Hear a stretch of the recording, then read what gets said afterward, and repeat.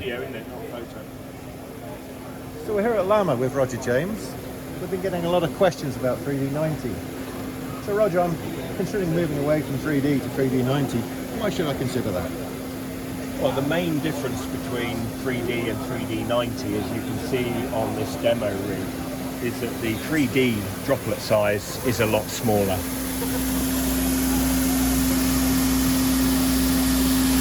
The other difference that you can't see on this angle is that the 3D is inclined, but the 3D90 is slightly more inclined. But the two nozzles are really designed to do the same thing, and that is to give coverage on vertical surfaces. You would typically alternate them along the boom so that the one facing forward would give you coverage on the front face, and the one facing backwards would give you coverage on the rear face. And that means if you're going over a vertical target, or you're going over soil, or you're going into a broadleaf canopy, then you're getting coverage really throughout the plant, and that's where the 3D name comes from. The concerns you might, or the considerations if you're moving from 3D to 3D90 are really around droplet number, because the droplets are bigger, there's fewer of them.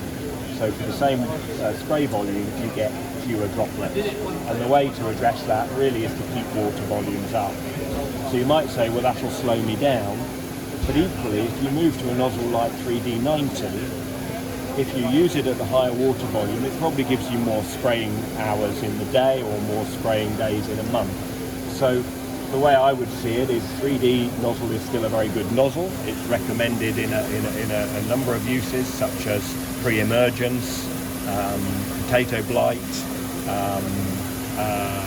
oilseed rape fungicides, desiccation. It will do well in all of those applications. The 3D90 really is also good in all those applications, but in order to get the similar efficacy, you need to keep the water volume up. But as I say, that can also give you some more spraying time and some more spraying days without compromising efficacy. Okay, Roger, so also considering PWM. A lot of customers moving towards PWM these days, and 3D90, of course, you've told us about where it's recommended and so on. How does it fit with PWM? Yeah, with PWM, they're both designed to be compatible with PWM systems.